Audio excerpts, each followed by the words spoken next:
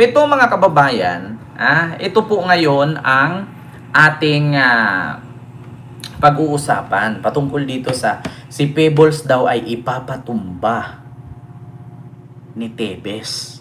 Nako, at ni Chabet. Nako. Kasi mga kababayan, bago ko i-play, sabi ni Pebbles,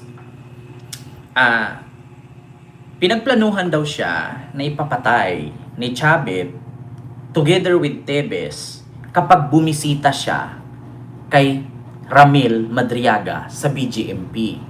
Ngayon, ang mangyayari daw, ito po, pakinggan ninyo.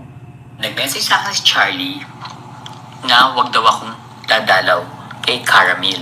Kasi kapag dumalaw ako, itong si Tebes, kukontakin niya yung assassin na papatay sa akin at paabangan ako sa labas para patayin ako. Oh, bakit? Akala ko ba hindi totoo yung mga sinasabi ko sa'yo tungkol sa'yo, Chubby? Yung mga pasabog ko.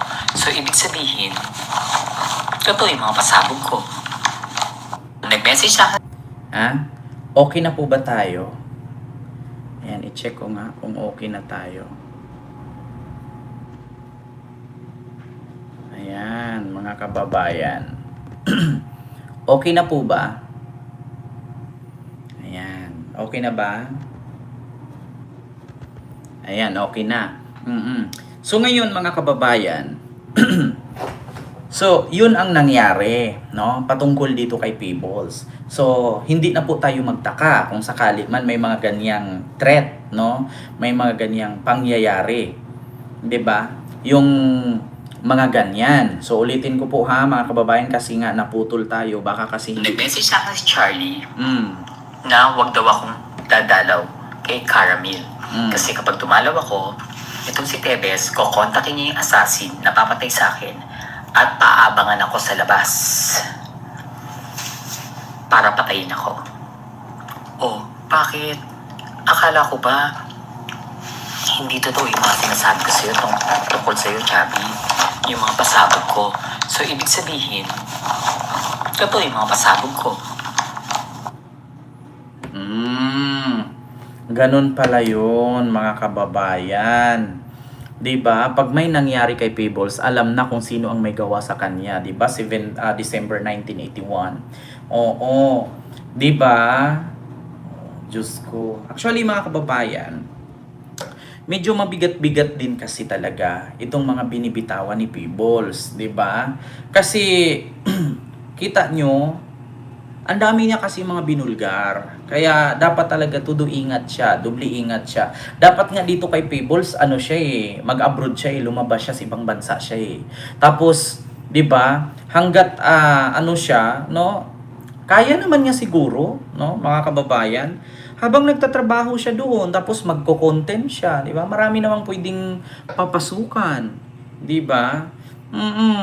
Kasi mahirap mga kababayan yung mga ganyan estilo niya, no? Kasi kakaiba yung mga content niya nakakatakot talaga. Pero sa kanya kasi yan ang gusto niya, kung alam naman niya nasa tama siya at nasa totoo siya at may paninindigan siya, wala, hindi natin siya masisi. Kasi gusto niya yan at yan talaga ang kanyang pinanumpaan na gagawin, no, bilang siya. So wala tayong magawa, no? Ang ating ma-advise lang ay mag-ingat siya kasi malalaking tao kasi. 'Di ba? Malalaking tao kasi mga kababayan yung mga binabangga niya. Oo, kasi tingnan mo si Kiko ngayon, kanina binulgar niya si Chabit, sino pa? Si Sara, 'di ba? Si Tebes. Mahirap. Oo, mahirap talaga mga kababayan. No? Kasi hindi natin alam yung takbo ng Tsaka dapat kay Pebbles, dapat siya. Hindi niya pagsabihin kung saan siya, 'di ba? Di ba? El Juis or El Ju. Ayan. Submatalas. Ayan, may glove shoutout dyan sa Hi to all, let's catch up tapping the like button, share, subscribe, thank you, sabi ni Ma'am Brenda Barton. Umalis na kasi sa grupo nila at maraming alam. Kaya nga, di ba, Ma'am Bergie Natsui, yan nga ang problema.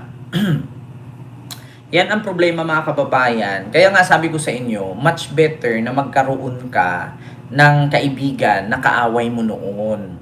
Ang mahirap, yung magkaroon ka ng kaaway ngayon, magkaroon ka ng kaibigan ngayon, magkaroon ka ng kaaway ngayon na dati mong kaibigan. Kasi, yung mga baho mo, ibubulgar talaga.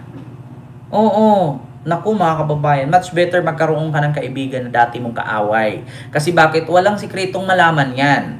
Kasi hindi kayo magkaibigan eh. Ngayon lang kayo nagkakaibigan. Pero ang mahirap, yung kaibigan mo noon, nakaaway mo ngayon, good luck. Kasi kung ano man ang kwento mo, hindi ka patuli, hindi ka naliligo, tapos yung ilong mo hindi totoo, 'di ba? Talagang mabubulgar yan. Bakit? Yung hindi ka nag-aahit ng bulbul, malalaman niya yan kung ilang piraso yung bulbul mo, oo, kung paano kayo nagtsuktsakan at nagbingbangan ng asawa mo, kasi kinikwento mo eh. Pag nag-away kayo niyan, magdarating ang panahon na maging kaaway mo yan, lahat ng baho mo ibubulgar yan. Kasi nga, best friend is the best enemy. Ganun yun mga kababayan. Diba? Totoo yan, may kasabihan tayong ganyan. Kaya, sa totoo lang, no, much better magkaroon ka ng kaibigan na kaaway mo noon kaysa magkaroon ka ng kaaway na kaibigan mo noon. Kasi bakit? Nako, ultimo bulbul mong may uban, ibubulgar niyan. Ultimo tinga mo sa kagilid-giliran ng yung tawag doon, bagang. Ikikwento niyan. Ultimo nga, tutuli mo sa kaibuturan ng eardrums, ilalabas niya yan hanggat alam niya. Oo, di ba? Diyos ko. Kaya ngayon mga kababayan, sa dami-dami kasing mga ibinuko, di ba, ibinulgar ni Peebles, mahirap po talaga. No, mahirap. Mahirap ang sitwasyon ni Peebles mga kababayan pagdating sa mga ganito. Tayo na nanonood sa kanya, humahanga sa kanya, ay medyo naano tayo, 'di ba? Ang problema lang kasi mga kababayan, nakakabahala. Kasi sa totoo lang, kung hindi totoo itong mga sinasabi niya, edi sana pinailan na siya ng kaso, kinasuhan na siya. Bakit tahimik na naman? Siyempre, sasabihin agad niyan, sino ba naman si Peebles Ken para patulan at kasuhan? Sino ba naman siya? Ano bang mapala niyan? Oo, doon na tayo. Pero kung himay-himayin mo yan, imbestigahan mo isa-isa, nagmamatch kasi ang kanyang sinasabi. Kung naalala ninyo mga kababayan, siya din po ang naglabas, no, ng sikreto ni Sara at ni Ramil Madriaga. At siya din po ang naglabas nitong paglalangrab ni Harry Roque sa mga tao sa may Bataan. 'Di ba, sa Maribeles? Si Peebles, hindi pa ito lumabas sa social media, si Peebles na. Itong kay Ramil Madriaga, hindi pa lumabas ito, ay si Peebles na din ang nagbulgar. Itong kay, katulad kay Chabit, nung pinost niya na namimigay ng pera para may sumama sa one-time, big-time rally. Diba? Oo. Kaya sa totoo lang mga kababayan, sabi pa naman ni Rudy Baldwin, meron daw sikat na vlogger na igurgurin. Sabi ko naman, hindi naman siguro sikat si Peebles. Bakit sikat ba siya ni Ibana? Sikat ba siya ni Tony at ni Alex Gonzaga, ni Sainab? 'Di ba? Sikat ba siya nitong mga vlogger sa Pilipinas na hindi naman. So, di ko alam kung ano yung sabi ni Rudy Baldwin. 'Di ba, mga kababayan? Kaya sa totoo lang, dubli ingat talaga si Peebles kasi mahirap po. No, sabi nga niya, wag daw siya munang bumisita. Minessage daw siya nung kaibigan niya na wag ni Charlie. Sino ba yun si Charlie? Mga kababayan, na wag tawag dito, wag daw bumisita sa BGMP kasi baka paglabas niya, pag nakita siya ni Tebes doon, tatawag si Tebes sa isang hitman, paabangan siya sa labas. Naku, yan mahirap si Peebles nakikilala kasi syempre Peebles yan, mababook niyan eh. Sino pa bang Peebles doon? Wala namang ibang Peebles. 'Di ba? Naku. Sabi ni Ma'am Ella. Oo, sino ba Ma'am Ella? Ano bang sabi ni Rudy Baldwin? Wala naman siyang sinabi doon na political vlogger. Ang sabi lang naman niya mga kababayan, ay sikat na vlogger. Wala naman siyang sinabing political vlogger. Naku, sino kaya? Ma'am Ima Batikos, hello po. At saka sabi nila sikat si Banatbay. Hindi po sikat si Banatbay. Oo, alam nyo yung style ni Banat Bay pag nag-live yan? Wala kang makukuhang aral. Bakit? Lahat po ng style ng pagla-live ni Banat Bay or pagbablog, puro pambabatikos. Yung balita, malinis, hahanapan niya ng butas. Napansin nyo kadalasan? Wala akong pakialam kay Banat Bay ha. Oo. Kadalasan sa mga content ni Banat Bay, balita yan malinis. Hahanapan niya ng butas. Or else yung balita na madumi, hahanapan niya ng linis. 'Di ba? Ganun 'yun mga kababayan. Tignan ninyo, hindi katulad dito sa atin. Ano ba mga binablog natin, nire-reaksyonan natin? Yung mga kakaiba, yung mga pangyayari, yung mga nakakaano. 'Di ba? Mahirap kasi, mahirap sa totoo lang mga kababayan. Si Banat Bay yung estilo ni Banat Bay sa pagbablog. Kapag may makita siyang kakaiba, iko-content niya 'yan, 'di ba? Iko-content niya, tapos i-reactionan niya, hahanapan niya ng butas, tapos magpe-feeling siya na mas magaling siya doon sa ni-reactionan niya. Ganun yung style niya. 'Di ba? Pero tanungin mo, anong nakukuha mong aral doon? Wala. Yeah? Wala kang makukuhang aral doon. Oo, anong nakukuha mong aral? Halimbawa, katulad kay Rendon Labador. Sabi niya, si Rendon nagpasikat, may tinatawag na motivational rice. Oo, para daw mapursige ang mga tao bumili ng 100 pesos isang cup ng kanin. Tapos reaksyon na niya ganyan, kalaki ng katawan, tapos bakla, gumaganon siya. Siya ba? Babae ba? Lalaki ba siya? 'Di ba? Puro nega, mga kababayan. Kaya sa totoo lang, huwag kayong humanga sa mga ganyan. Kapag may ginawa si PBBM na maganda, hahanapan niya ng butas. Hindi mo na lang pupuriin. Kaya puriin mo, ayun, at least, sa wakas, may nagawang maganda. Katulad kay Sarah. Ako natutuwa ako kay Sarah kahit papano pumunta ng bundok, namulot ng basura. At least gumalaw siya, no, bilang isang public servant. 'Di ba, mga kababayan? At least nakakatuwa, pumunta ng bundok, namulot ng basura. At least, kahit papano, hindi siya walang kwenta. Kasi pangit naman yung sumasahod ka sa tax ng bayan, tapos hindi ka gagalaw. At least, praise the Lord, thank you Lord, gumagalaw siya. Pumunta ng bundok, may bit-bit na sako, namulot ng basura. Di ba ang galing? Nagpapasalamat ako. Wala akong sinabing masama doon, hindi ko siya hinanapan ng butas. Hindi ako katulad kay Banat Bay. 'Di ba? Gumawa na nga ng kabutihan yung tao, sisiraan mo pa. At least nakita natin na pumunta ng bundok, namulot ng basura. 'Di ba, Ma'am Brenda at Ma'am Alaga? Ma'am Itchen Blue, hello po. Totoo po 'yun mga kababayan. Si Sarah po ngayon, ang kanya pong adhikain ngayon or ang kanyang advocacy ay yung mamumulot ng basura po. Halimbawa, mapadpad siya sa lugar na to, may team siya, magbibitbit siya ng basura at ng sako. Kung may makita siyang basura, di ba? Nagtatanim ng puno. O at least, kahit papano, mga 10 years, 20 years from now, halimbawa, makulong man siya, di ba? Dahil sa impeachment or masali siya sa ICC, at least yung tinanim niyang puno, nakakatulong, hindi makakakos ng landslide, di ba?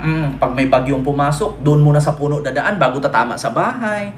Di ba? Ganun yun, mga kababayan. At least, katulad niyan, 'di ba? Hindi natin masabing ay si Sarah elegante, ay si Sarah hindi nasusuot ng peke. Sumusuot po siya galing sa Shopee. Bumili siya ng tsinelas galing sa Shopee. 'Di ba? At least nakikita natin na yung Vice President natin, katulad natin bumibili din ng mumurahing tsinelas, Shopee. 'Di ba? At least siniraan ko ba? Hindi po natin siya siniraan. Pinupuri po natin siya. At least kahit Vice President siya, kaya naman yung bumili ng Birkenstock, kaya naman yung bumili ng LV at mga lakos na tsinelas, di ba? Kaya naman yung bumili ng mamahaling tsinelas. Pero at least pinili niyang bumili sa Shopee kasi alam niya na katulad siya natin. Di ba? Di ba ang galing? Meron kaming Vice President na sumasabay sa flow ng buhay. Hindi siya nagsusuot ng mamahaling tsinelas. Kasi baka mangyari siya dun katulad sa pulis na nagsuot ng peke na luxury shoes tapos tinanggal sa serbisyo. Nakita ninyo, mga kababayan? Nakita ninyo yung pulis? Oo, na-prank si nabulaga si Napolcom commissioner. Kasi ang akala nilang mahal daw na luxury shoes, ending peke pala. Kita nyo? 'Di ba? Oh. Kasi bawal pala 'yun kapag ikaw public official tapos magsusuot ka ng mamahaling sapatos. Bawal pala 'yun. 'Di ba? Oh, maraming salamat at meron tayong Vice President na may kwenta. Hindi katulad noon, 'di ba? So, at least hindi tayo pareho kay Banatbay. 'Di ba? Na nakikita mo nang gumawa ng maganda, sisiraan pa. Oh, halimbawa si Sara nagtanim ng kahoy. Sasabihin ni Banatbay, "We, nagtanim ka diyan." 'Di ba? Nagtanim ka ng kahoy. Bakit araw-araw mo ba yang diligan? Pag hindi na diligan yan, paano kung tag-init? Mamamatay yan, hindi tutubo, 'di ba? Ganyan. Kasi ang mga DDS advance yan mag-isip. Si Sara nagtanim ng puno, sasabihin agad nila, "Yes, nature lover ang aming Vice President." Siyempre si Banatbay pag narinig yun, si Sara, halinaw-linaw magsalita niyan, parang speech ng bangag. 'Di ba? Ganun si Banatbay. Tas nagtanim ng puno. Bakit araw-araw ba niyang puntahan yan at diligan? Paano kung tag-init yan? Matutubo ba yung puno? Paano kung tag-init ng isang daon? Walang ulan. Di namamatay yung puno. 'Di ba, mga kababayan? So, alam nyo na. 'Di ba? So, yun lang po yun mga kababayan.